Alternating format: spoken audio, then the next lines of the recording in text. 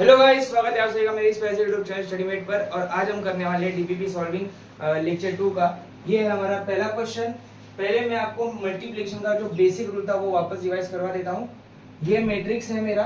अगर मुझे रो 1 कॉलम 1 चाहिए तो मैं रो 1 और कॉलम 1 को मल्टीप्लाई करूंगा। अगर मुझे रो 1 कॉलम 2 चाहिए तो मैं रो 1 और कॉलम 2 को मल्टीप्लाई करूंगा। अगर मुझे रो 1 और कॉलम 3 चाहिए तो मैं रो 1 और कॉलम 3 को मल्टीप्लाई करूंगा। वैसे हम एलिमेंट्स को अलग अलग मल्टीप्लाई करके सॉल्व करते हैं। तो अब इस क्वेश्चन में क्या दिया गया है कि ये दो मैट्रिक्स है। इसका ऑर्डर क्या है 3x3, 3 रोज और 3 कॉलम्स। इसका ऑर्डर है 3 रोज और 1 कॉलम, तो 3x1। यानी कि मल्टीप्लिकेशन रूल का रूल क्या था कि number of columns of left matrix should be equal to number of rows of right matrix. तो ये और ये इक्वल है, तो चलो हम इसे मल्टीप्लाई कर सकते हैं। हमें इन दोनों को मल्टीप्लाई करके ये निकालना है। ये दिया गया क्वेश्चन में। और क्या पूछा है कि 2x minus Y plus Z क्या होगा। तो चलिए इसे 1 बाय 1 मल्टीप्लाई करते हैं। मुझे पहले चाहिए, हाँ, और एक बात मैंने क्या बताया था, जो रिजल्टेंट मैट्रिक्स होगा इसका ऑर्डर क्या होगा 3x1। जो दो बचेंगे वो 3x1, यानी कि उसके कितने रोज होंगे, 3 रोज होंगे, है ना, 3 रोज होंगे और एक कॉलम होगा। 3 रोज और एक कॉलम होगा। तो हमें पहला एलिमेंट निकालना है। ये पहला एलिमेंट क्या है, रो 1 और कॉलम 1। तो रो 1 और कॉलम 1 को मल्टीप्लाई करेंगे। ये रो 1 और ये कॉलम 1। तो चलो मल्टीप्लाई करते हैं। मल्टीप्लाई करेंगे तो क्या मिलेगा, 1 into x x plus 1 into y y. और ऐड करना है हमें सबको, एक एक एलिमेंट को मल्टीप्लाई करते करते ऐड करेंगे तो हमें रो 1 और कॉलम 1 का एलिमेंट मिल जाएगा। हाँ, बाद में 1 इंटू जेड जेड। किससे इक्वल करेंगे, ये किसके इक्वल है, हमें क्या, बेसिकली हमें जो रिजल्टेंट मैट्रिक्स का रो 1 और कॉलम 1 वाला एलिमेंट ही चाहिए ना, वो किसके इक्वल है, 0 के इक्वल। तो हम इसे किसके इक्वेट कर देंगे, 0 इज इक्वल टू 0। हमें ये मिल गया पहला इक्वेशन। दूसरा इक्वेशन कैसे बनेगा, ये अब ये है हमारा रिजल्टेंट मैट्रिक्स। हमें रो 1 कॉलम 1 मिल गया। अभी हमें रो चाहिए रो 2 कॉलम 1। रो 2 कॉलम 1 कैसे मिलेगा, रो 2 और कॉलम 1 को मल्टीप्लाई करके। चलिए रो 2 और कॉलम 1 को मल्टीप्लाई करते हैं। 1 इंटू एक्स एक्स प्लस, यहाँ पर माइनस है तो माइनस हो जाएगा, minus 2 into y minus 2 into z is equal to किसके इक्वल है, ये 3। इक्वेशन 2 मिल गया। अब मुझे चाहिए रो 3 कॉलम 1। रो 3 और कॉलम 1 को मल्टीप्लाई करो। 1 into x x, 3 into y 3y plus 1 into z z किसके इक्वल है, 4 के इक्वल। तीसरा इक्वेशन भी मिल गया। मुझे 3 इक्वेशन मिल गए। अब मुझे क्या चाहिए, 2x minus Y plus Z, है ना, मुझे चाहिए 2x minus Y plus Z. अब अगर ध्यान से देखो, आप चाहिए तो x y और z इंडिविजुअली निकाल सकते हो, जैसे आप 10th में साइमल्टेनियस इक्वेशन सॉल्व करते थे। तो अब यहाँ से आपको x y 3 वेरिएबल है और 3 इक्वेशन है, तो आपको x y z आप निकाल के इसमें सब्स्टिट्यूट कर सकते हो। लेकिन अगर आप देखोगे तो इंडिविजुअली करना पड़ेगा। हाँ, इंडिविजुअली करना पड़ेगा। हम भी एक्स वाई जेड निकालेंगे। चलिए इन दोनों इक्वेशन को ऐड करते हैं। इन दोनों इक्वेशन सब्सट्रैक्ट करते हैं। सब्सट्रैक्टिंग 1 and 2, तो क्या मिलेगा मुझे, मैंने x plus y plus z is equal to 0 minus x minus 2y minus 2z is equal to 3। मैंने इसे सब्सट्रैक्ट किया, x x कैंसिल हो गया, सब्सट्रैक्ट किया तो ये प्लस हो गया तो 3y, ये प्लस हो गया तो 3z और ये डिवाइड हो गया -1। तो x प्लस z मुझे मिल गया -1। अब मुझे ये फोर्थ था। अब मैं इन दोनों को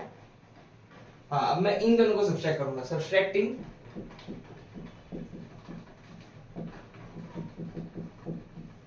2 and 3। अगर मैं 2 और 3 को सब्सट्रैक्ट करूं तो मुझे क्या मिलेगा, x minus 2y minus 2z is equal to 3। दूसरा है x plus 3y plus z is equal to 4। Subtract करो इसे, x x कैंसिल हो गया, ये हो जाएगा -5y, ये हो जाएगा -3z, ये हो जाएगा -1। तो ये मुझे दूसरा इक्वेशन मिल गया, -5y -3z is equal to -1। अब ये है फिफ्थ वाला, मैं इसे फिफ्थ डिनोट करूंगा। ये आप शायद आपको लाइट दिख रहा हो क्योंकि ये गिला है अभी तक। ये है फिफ्थ। अब मैं सब्सट्रैक्ट करूंगा अब एक काम करते हैं, यहाँ से y की वैल्यू निकालते हैं। यहाँ से y की वैल्यू निकालेंगे, क्या मिल गया मुझे, y क्या मिल गया, -1 माइनस z। यहाँ से मुझे y की वैल्यू मिल गई -1 माइनस z। मैं ये y की वैल्यू इक्वेशन नंबर 5 में डालूंगा, तो मुझे क्या मिल जाएगा, -1 minus z minus 3z is equal to -1। -5 अंदर जाएगा, दोनों से मल्टीप्लाई होगा तो हो जाएगा 5 plus 5z minus 3z is equal to -1।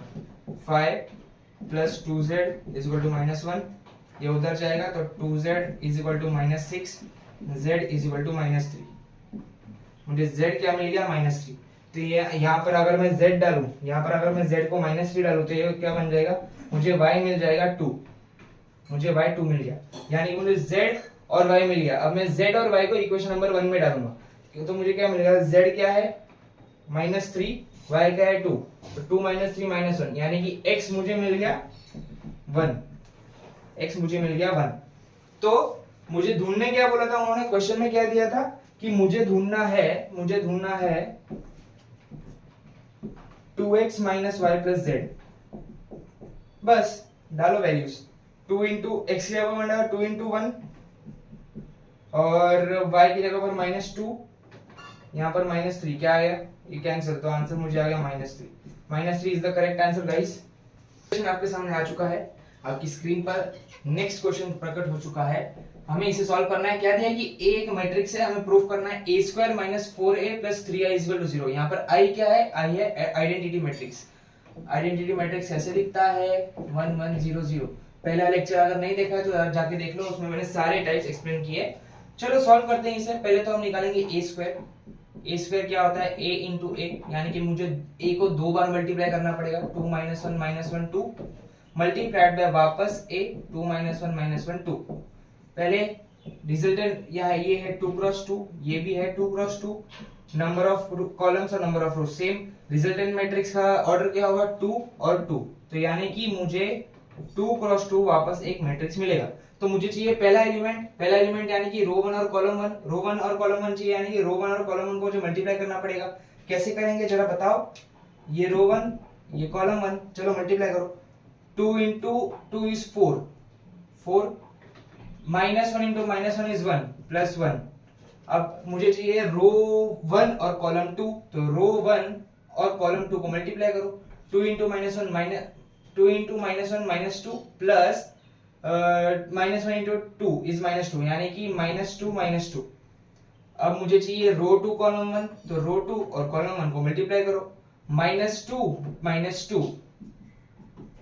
अब मुझे चाहिए रो 2 और कॉलम 2, तो रो 2 और कॉलम 2 को मल्टीप्लाई करो, ये हो जाएगा 1 प्लस 4। तो हमें रिजल्टेंट मैट्रिक्स मिल गया। क्या होगा ये हो जाएगा 5, ये हो जाएगा 5, ये हो गया -4, ये हो गया 5, ये हो गया -4। तो रिजल्टेंट मैट्रिक्स हमें मिला 5 5 -4 -4। हाँ, अब मुझे a स्क्वायर मिल गया। चलो अब ऐड और सब्ट्रैक्ट करते हैं, वो तो आपको बचपन से ही आता है ना। Plus 3i is equal to 0, हमें प्रूफ करना है ये क्या हो। चलो a स्क्वायर क्या है, 5 -4 -4 5 -4 इंटू a क्या है 2 -1 -1 2 प्लस 3 इंटू i क्या है 1 0 0 1। ये जैसा था वैसा ही।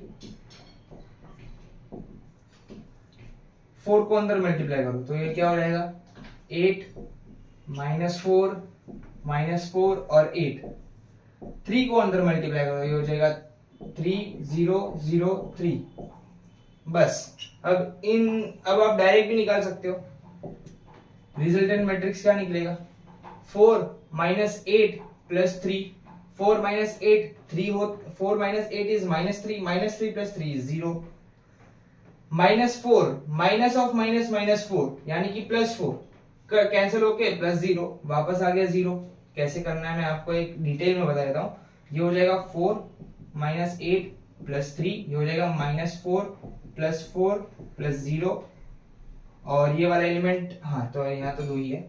-4 प्लस 4 और 0, ये हो जाएगा 4 -8 plus 3।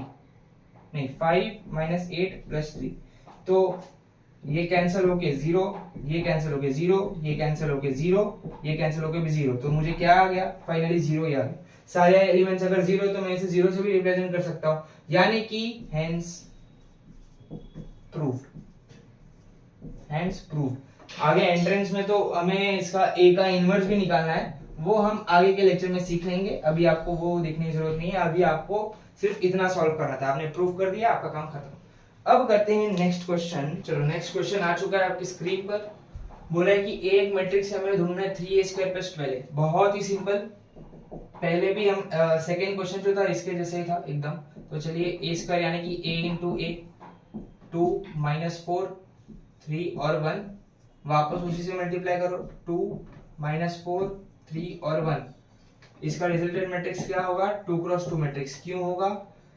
2 × 2 2 × 2, number of columns number of rose same, यानी कि 2 × 2 वाला मैट्रिक्स मुझे मिल जाएगा। ओके, पहला एलिमेंट यानी कि रो 1 कॉलम 1, तो रो 1 और कॉलम 1 को मल्टीप्लाई करो, 2 × 2 = 4 प्लस 3 - 4 यानी कि -12। 4 - 12 कितना होता है? -8। 4 - 12 कितना होता है? -8। अब मुझे चाहिए रो 1 कॉलम 2, यानी कि रो 1 और कॉलम 2 को मल्टीप्लाई करो, 2 × 3 = 6 प्लस 3 × 1 = 3 यानी कि 9। अब मुझे चाहिए रो 2 कॉलम 1, यानी कि रो 2 और कॉलम 1 को मल्टीप्लाई करो, -4 × 2 -8 -4 -8 -4 -12। अब होगा रो 2 कॉलम 2, तो -4 × 3 -12 प्लस 1, -12 प्लस 1 इज -11। तो मुझे ये रिजल्टेंट मैट्रिक्स मिल गया, यानी कि मुझे ये क्या मिल गया? a² मिल गया। अब 3a² + 12a निकालते हैं, कैसे? 3 × a², a² क्या है? -8 -12 9 -11 और हाँ प्लस 12 × a क्या है? 2 - 4 3 1। 3 को मल्टीप्लाई करो, क्या आ जाएगा? -24, यहाँ आ जाएगा 27, यहाँ आ जाएगा -36, यहाँ आ जाएगा -33, प्लस अंदर 12 को मल्टीप्लाई करो, ये हो जाएगा 24, ये हो जाएगा 36, ये हो जाएगा बराबर, ये हो जाएगा 48 और ये हो जाएगा 12। चलो अभी ऐड करो, -24 + 24 0, 27 + 36 कितना हो जाएगा? 56 और 63, बराबर है ना? हाँ बराबर। और इसे ऐड करिए, 36 + 48 कितना होता है? 36 + 48 54 84 -84 और 33 -12 -33 + 12 यानी कि ये हो जाएगा 31 20 -21। तो हमें आंसर मिल गया, ये है हमारा फाइनल आंसर। समझ गए? ये क्वेश्चन भी हो गया। अब करते हैं नेक्स्ट क्वेश्चन। ये रहा आपका नेक्स्ट क्वेश्चन। क्या है कि एक मैट्रिक्स है ए, दूसरा मैट्रिक्स है बी और तीसरा मैट्रिक्स है एक्स, और क्या बोला है कि ए और एक्स को मल्टीप्लाई करके मुझे मिल रहा है बी। ओके, तो पहले वो लिखता है, क्या बोला है कि ए और एक्स को मल्टीप्लाई करके मुझे मिल रहा है बी। ए क्या है? 1 1 1 0 1 3 1 -2 1। एक्स क्या है? ए बी सी, और बी क्या है? 6 11 0। अब मुझे a और x को मल्टीप्लाई करके b मिला। अब यहाँ पर ध्यान से देखो कि x क्या है। सर याद क्यों दिला रहे हो? अरे वो वाली नहीं, ये वाली x। यहाँ जो x जो मैट्रिक्स है वो x है a b और c। अब मुझे ध्यान से पहले सोचो कि क्या है। मुझे a और x को मल्टीप्लाई करके b मिल रहा है, यानी कि जो फर्स्ट क्वेश्चन हमने किया था सेम टू सेम वैसा ही क्वेश्चन है, सिर्फ वैल्यूज चेंज है और कुछ नहीं, सिर्फ वैल्यूज चेंज है। और हमें क्या निकालना है? 2a + b + 2c। Same to same question, बस वैल्यूज अलग। इसका ऑर्डर क्या है? 3 × 3। इसका ऑर्डर क्या है? 3 × 1। Number of rose 3, number of column 1। तो मल्टीप्लिकेशन की जो कंडीशन है वो सेटिस्फाई हो गई। Number of columns of left matrix should be equal to number of rows of right matrix. अगर ये सेटिस्फाई हो गई तो रिजल्टेंट मैट्रिक्स का ऑर्डर क्या होगा? 3 × 1। जो बचता है दूसरे साइड वो ऑर्डर हो जाता है, यानी कि ये क्या है? 3 × 1। तो चलो मल्टीप्लाई करो, रो 1 इंटू कॉलम 1 क्या होगा, A1 plus b plus c is equal to 6। ये है हमारा पहला इक्वेशन। बाद में ये वाला एलिमेंट निकालने के लिए मुझे रो 2 इंटू कॉलम 1 करना पड़ेगा, है ना। ये कौन सा एलिमेंट है, ये रो 2 कॉलम 1 है ना। ये था रो 1 कॉलम 1, ये रो 2 कॉलम 1, ये रो 3 कॉलम 1। कॉलम तो 1 ही रहेगा क्योंकि एक ही कॉलम है यहाँ पे। सो रो 2 कॉलम 1 क्या होगा, 0 into a 0 plus 1 into b b plus 3 into c 3c is equal to 11। ये हमें मिल गया दूसरा इक्वेशन। अब रो 3 इंटू कॉलम 1 क्या होगा, 1 into 1 a minus 2 into b is minus 2b 1 into c c is equal to 0। ये हमें मिल गया तीसरा इक्वेशन। अब मुझे क्या ढूंढना है इसमें से, 2a plus b plus 2c, ये मुझे ढूंढना है। ओके चलो, अब मैं सब यहां पर ये मैं रफ कर देता हूं, यहां पर ये मैं रफ कर देता हूं। मैं सब्सट्रैक्ट करूंगा किसे, 1 एंड 3 को, 1 एंड 3 को सब्सट्रैक्ट करके मैं a को एलिमिनेट कर दूंगा, बाद में इसके साथ इसे साइमल्टेनियसली सॉल्व करूंगा। चलिए इसे और इसे सब्सट्रैक्ट करिए, a plus b plus c is equal to 6, a minus 2b plus c is equal to 0। Subtract करेंगे तो a कैंसिल, ये हो जाएगा 3b, c भी कैंसिल, वाओ c भी कैंसिल, और ये हो जाएगा 6।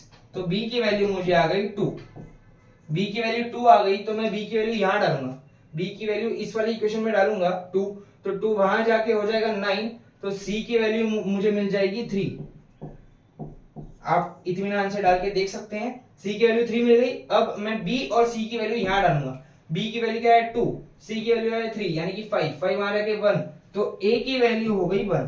हमें a b c मिल गए। अब a b c को हम कौन से इक्वेशन में डालेंगे, वो क्वेश्चन क्या था, हमें ढूंढना था 2a plus b plus 2c, ये हमें ढूंढना था। तो चलो 2a plus b plus 2c की वैल्यू ढूंढते हैं। 2 इंटू 1, a क्या है 1, b क्या है 2, 2 इंटू c क्या है 3,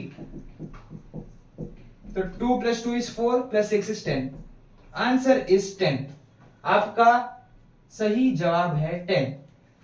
आई होप आपको ये डीपीपी के क्वेश्चंस अच्छे से समझ में आए होंगे, क्योंकि ये बहुत ही इंपॉर्टेंट क्वेश्चन है। इसमें मल्टीप्लीकेशन, एडिशन, सब्सट्रैक्शन सब आ गया। ये 4 क्वेश्चन में आपका जो मेरा जो ये सेकेंड लेक्चर था वो पूरा रिवाइज हो जाता है और उसके सारे कॉन्सेप्ट्स इसमें अप्लाई हो जाते हैं। इसलिए 4 एमसीक्यूज एक्चुअली एमसीक्यूज है क्योंकि मैंने ये पीवाईक्यू से उठाए। आशा करता हूं आपको समझ में आ रहेगा। लेक्चर 3 जल्दी आ जाएगा, तब तक पढ़ते रहिए, रिवीजन करते रहिए। Okay bye.